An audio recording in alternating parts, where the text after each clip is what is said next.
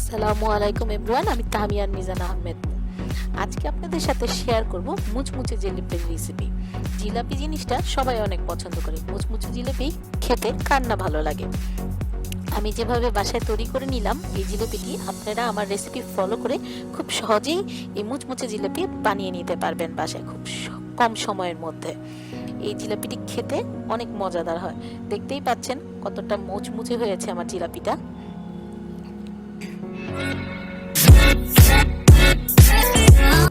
Subscribe my channel, press the bell icon for new recipe. প্রথমে একটি বোল নিয়ে নিলাম, এতে 1 কাপ আটা নিয়ে নিচ্ছি। আটা বা ময়দা যে কোনোটাই নিতে পারেন। এরপর নিয়ে নিচ্ছি 1 কাপ বেসন। এরপর এতে দিয়ে দিব 1 কাপ পরিমাণ চালের গুঁড়ো। আমি যে কাপটা দিয়ে আটা নিয়েছি সেই সেম কাপ দিয়েই আমি বাকি সব উপাদান নিব। এরপর দিয়ে দিচ্ছি বেকিং পাউডার হাফ স্পুন। এখন এর মধ্যে চিনি দিয়ে দিব 2 চামচ। চিনিটা দেওয়ার কারণ হচ্ছে ব্যাটেলের ভেতরে যদি চিনিটা না থাকে সেই ক্ষেত্রে আমি জিলাপিটা বানানোর পর রসে ডুবানোর পরও জিলাপিটা খাওয়ার সময় ভেতরে সেই ফ্লেভারটা পাওয়া যায় না। এখন খুব ভালো করে এটাকে মথতে হবে। এটার মতার উপরেই মেনলি জিনিসটা নির্ভর করতেছে। এখন এর মধ্যে পানি দিতে হবে। এখানে পানিটা যার যার নির্দিষ্ট আন্দাজ অনুযায়ী দিতে হবে, কারণ এক এক চালের গুঁড়িতে বা বেসনে এক এক পরিমাণ পানি লাগে। আমার এখানে টোটাল 1.5 কাপ পরিমাণ পানি লেগেছে।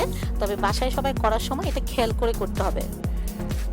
ব্যাটেলে একবারে পানি দেওয়া যাবে না, অল্প অল্প করে পানি দিতে হবে।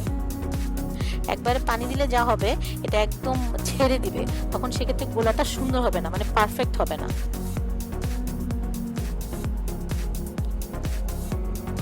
ভালো করে মতে নিতে হবে। এখন এর মধ্যে আমি দিয়ে দিব ফুড কালার। আমি অরেঞ্জ ফুড কালারটা দিচ্ছি 1 চামচ পরিমাণ। যদি আপনারা না চান সেটা স্কিপ করতে পারেন, বাট এটা দেওয়ার কারণ হচ্ছে জিলাপিটা দেখতে অনেক সুন্দর একটা কালার আসে এবং একদম দোকানের জিলাপির মতো দেখা যায়। পানি অ্যাড করে দিলাম। যতক্ষণ পর্যন্ত ব্যাটেলটা আমার নিজের যেরকম করতে চাচ্ছি গোলাটা ওরকম না হওয়া পর্যন্ত আমি এটা একটু একটু করে পানি দিয়ে যাব। আবার ভালো করে মাখিয়ে নিতে হবে। মনে রাখতে হবে জিলাপি মুচমুচে হওয়ার পেছনে সবচেয়ে মেইনলি হচ্ছে যে মাখানোটা। যত ভালো এটা মাখানো হবে এটা ক্রিস্পিটা তত ভালো হবে।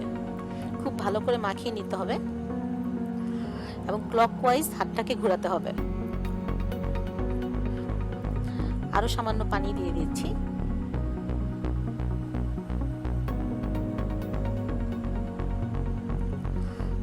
আমার ব্যাটেলটা মোটামুটি রেডি হয়ে গেছে।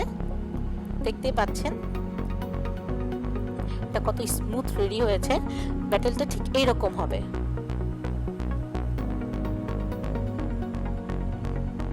এখন এটাকে আমি রেখে দেব 10 মিনিটের জন্য। চলে আসবো শিরা তৈরিতে।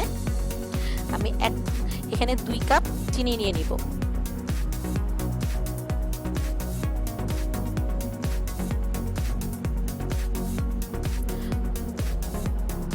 কাপ চিনি দিয়ে দিব। এরপর এতে আমি পানি দিব।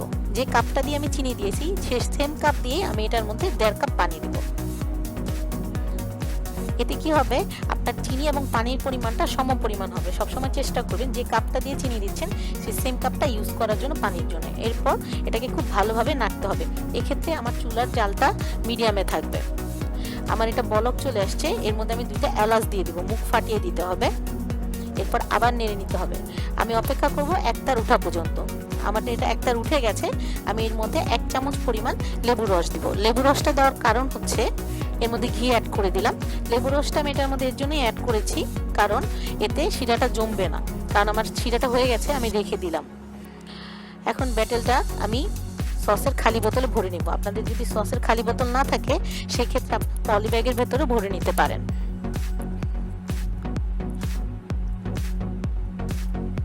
এরপর ভাজার জন্য ডুবো তেল দিয়ে দিতে হবে। আমরা জানি জিলাপিগুলো কিন্তু ডুবো তেলে ভাজতে হয়। এই ভাজার আগে আমি তেলটার মধ্যে 1 চামচ ঘি দিয়ে দিব। তাতে কি হবে, যখন আমি জিলাপিটাকে ভাজবো জিলাপির ভেতর থেকে একটা ঘিয়ের গ্রান আসবে, যেটা খেতে অনেক মজাদার হয়। তেলটাকে খুব ভালো গরম করতে হবে। এর মধ্যে জিলাপি বানিয়ে ছেড়ে দিতে হবে। দেখতেই পাচ্ছেন আমি কিভাবে করছি। আপনারাও বাসায় ট্রাই করলে ইনশাআল্লাহ আশা রাখছি পেরে যাবেন।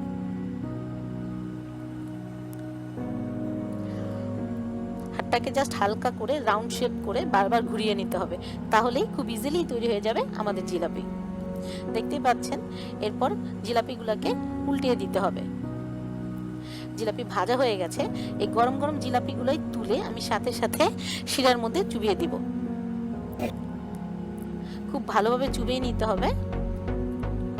আমার জিলাপিগুলো ভাজা হয়ে গেছে, আমি এখন শিরার মধ্যে ভালোভাবে নেড়ে চুবিয়ে নিলাম।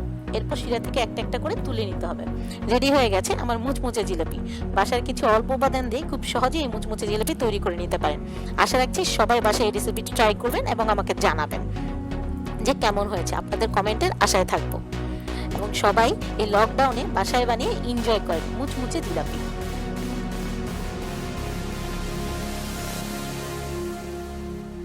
Subscribe my channel, press the bell icon for new recipe.